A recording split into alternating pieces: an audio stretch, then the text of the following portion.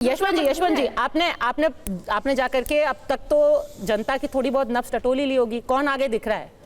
देखिए, सीधा सीधा बताइएगा, कौन आगे, कौन फर्स्ट, कौन सेकंड, कौन थर्ड? नहीं, बिल्कुल जो ट्रैकर है वो बहुत साफ है और पहले भी इसका जिक्र कर चुके हैं कि अरविंद केजरीवाल इस समय दिल्ली में कम से कम मुख्यमंत्री रेस की दौड़ में आगे हैं। उनके आसपास, उनकी पॉपुलैरिटी के आसपास दूसरा कोई लीडर नहीं है दिल्ली में, दिल्ली शहर में मुख्यमंत्री की पसंद के लिए। ये एक तथ्य ऐसा है जिसको नकारा नहीं जा सकता।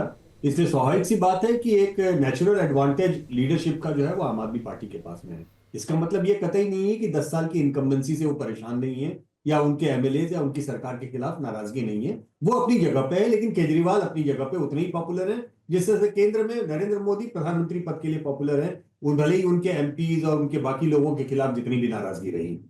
दूसरा एक तथ्य यह भी है कि आज भी दिल्ली के लोग सबसे बेहतरीन मुख्यमंत्री ये पूछते हैं कि अब तक कौन रहा, तो शीला दीक्षित जी का नाम लेते हैं।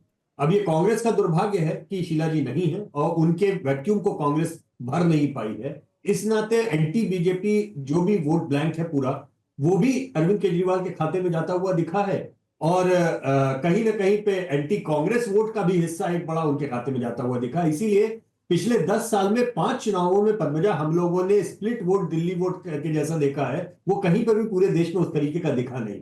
7-0 से 67, 7-0 फिर 65, फिर 7-0। तो 5 चुनाव पिछले 10 साल में हुए पद्मजा, जिसमें दिल्ली के लोगों ने एक तरफा वर्डिक्ट दिया है और वो केंद्र में नरेंद्र मोदी और राज्य में अरविंद केजरीवाल के पक्ष में जाता हुआ दिखा है। इस बार के चुनाव में देखना यह होगा कि 10 साल की नेशनल इनकम्बेंसी का कितना आम आदमी पार्टी मुकाबला उस लिहाज से कर पाती है और कितना अपने नेता की पॉपुलैरिटी को दोबारा वोट में कन्वर्ट कर पाती है। क्या आप अपने को थोड़ा सा बैकफुट पे पाती हैं? अभी आम आदमी पार्टी में अरविंद केजरीवाल का चेहरा सबसे पॉपुलर है, प्रियंका कक्कड़, लेकिन इस शीश महल को लेकर के अटैक कुछ ज्यादा हो गया था, इसीलिए अब आपको कल 11 बजे का वक्त वाला चैलेंज देना पड़ा। पद्मजा जी, सबसे पहले सभी को नमस्ते। पहले मैं एक बात की आपको जानकारी देना चाहती हूँ। जो भाजपा प्रवक्ता ने झूठ बोला, भाजपा मुंह खोलती है, झूठ बोलती है, गाली गलौज करती है, रमेश भिदुड़ी जैसे लोग रखती है, परवेश वर्मा काला धन बांटते हैं, सरकारी बंगले पे कब्जा करके आज तक बैठे हैं, इसलिए इनका झूठ का खंडन करना जरूरी है। सबसे पहले तो आपको ध्यान होगा, जब अरविंद केजरीवाल जी को जेल हुई थी तो वो जेल से भी सरकार चला रहे थे।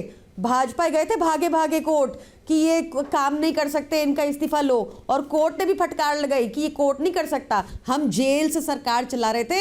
एक कॉन्स्टिट्यूशनल अथॉरिटी दूसरी कॉन्स्टिट्यूशनल अथॉरिटी पे पावर्स का अटेल नहीं कर सकती, तो भाजपा का दुष्प्रचार बंद होना चाहिए।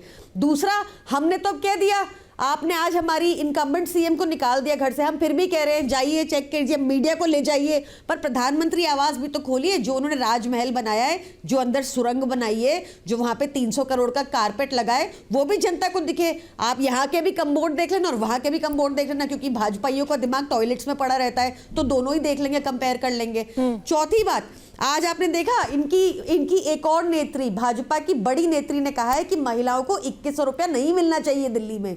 ये बार बार हम कह रहे हैं कि भाजपा की इंटेंशन ही यही है। इनके पास काम के लिए कुछ, इन्होंने आज तक आपको बताया कि दिल्ली के लिए क्या करेंगे। ये बार बार बता रहे हैं 2100 नहीं करेंगे हम, ये कहीं भी फ्री बिजली नहीं दे पाते, दिल्ली में फ्री बिजली रोकेंगे। इनकी नेगेटिव पॉलिटिक्स है। और क्योंकि इतना काम, इनके पास काम गिनाने को कुछ है नहीं, तो मैं आपको 2 काम गिना देती हूँ भाजपा के दिल्ली में। 770 करोड़ का प्रगति टनल बनाया था इन्होंने, प्रधानमंत्री मोदी ने इनॉग्रेट किया था, अनफिट फॉर यूज डिक्लेयर हो गया क्योंकि इन्होंने बनवाया था, इतनी खराब कंस्ट्रक्शन थी।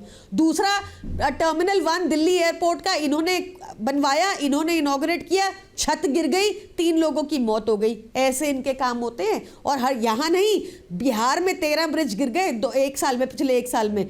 हर जगह जहां इन्होंने इंफ्रास्ट्रक्चर का काम किया, डूबा। अभी भी मैं ये इसलिए गिनवा रही हूँ क्योंकि भाजपा तो अपने काम गिनवाएगी नहीं, उनको तो वही पुराने घिसे पिटे अपने राग अलापने हैं, जो तथ्यहीन, मुद्दाहीन, फेसलेस पार्टी है।